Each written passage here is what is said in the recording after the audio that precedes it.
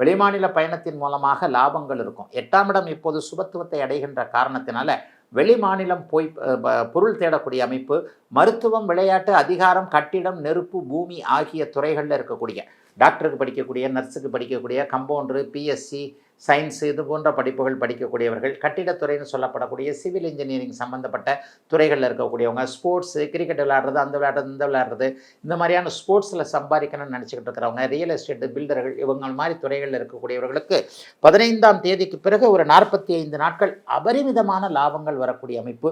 காசு பணத்தை இது வரைக்கும் இழந்தவங்க, ஒரு சீட்டிங் அது மாதிரியான ஒரு எதிர்மறையான விஷயங்களில் இழந்தவர்கள் எல்லோருக்குமே அந்த இழந்த பணம் திரும்ப வரக்கூடிய அமைப்புகள் கண்டிப்பாக உண்டு.